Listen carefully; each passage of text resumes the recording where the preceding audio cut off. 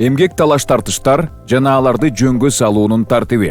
Эмгек талаш-тартыштар бул эмгек мамилелерин жөнгө салуу маселелери боюнча жумуш берүүчү менен жумушчунун же жалпы жамааттын ортосундагы келише албастык. Мында жумуш берүүчү менен жумушчулар тиги же бул маселе боюнча эмгек мамилелеринин алкагында бир пикирге келе албай калышат. Ошол эле маалда бул жерде сөзсүз түрдө төмөнкү элементтер болот. Тараптар бирдиктүү пикирге келе албаган келишпестик.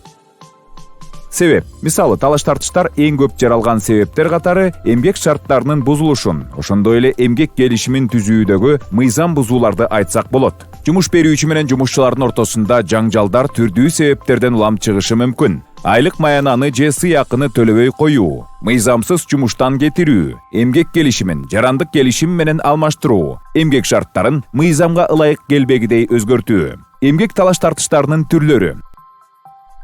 Индивидуалдуу, жекече талаш-тартыштар белгилүү бир жумушчулардын кызыкчылыгына байланыштуу. Жамааттык талаш-тартыштар жалпы эмгек жамаатынын кызыкчылыктарына байланыштуу. Индивидуалдык талаш-тартыштардын көбү иштен кетирүү жолжобосуна жана айлык менен акчалай компенсациянын төлөнбөй калышына байланышкан пикир келишпестиктерден улам келип чыгат. Жумушчу ишканага материалдык зыян келтирген учурларда жумуш берүүчү доо арыз менен сотко кайрылууга укуктуу. Жамааттык талаш-тартыштар көбүнчө жамааттык келишимдер менен макулдашуулардын шарттары бузулгандан улам келип чыгат. Бул эмгек шарттарынын жана маяна өлчөмүнүн өзгөрүшү болушу мүмкүн. Индивидуалдык талаш-тартыштарды жөнгө салуунун тартиби. Өз укуктарын коргоонун бир нече жолу бар.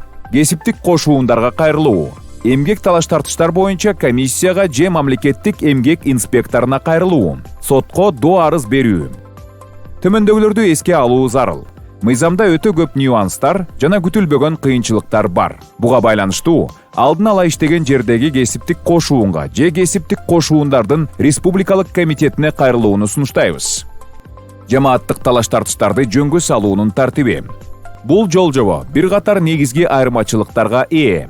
Жамааттын мүчөлөрү ачык чогулуш өткөрүп, ыйгарым укуктуу адамдарды дайындап, талаптарын жазуу түрүндө жумуш берүүчүгө жөнөтөт. Бул укук Кыргыз Республикасынын эмгек кодексинин 429-беренесинде жазылган.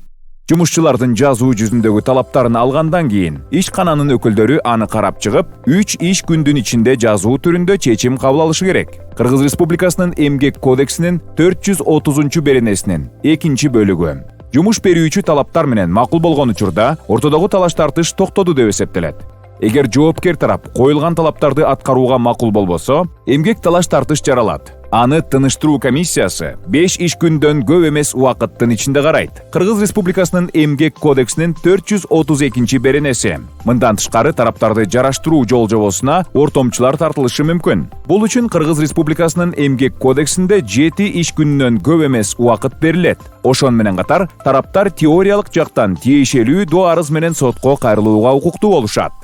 Эгер жарашуу жолжобосу жамааттык эмгек талашын жөнгө сала албаса, анда жумушчулар же алардын өкүлдөрү конституциялык укуктарын пайдаланып иш таштаса болот. Кыргыз Республикасынын Конституциясынын 42-беренеси жана Кыргыз Республикасынын эмгек кодексинин 436-беренеси.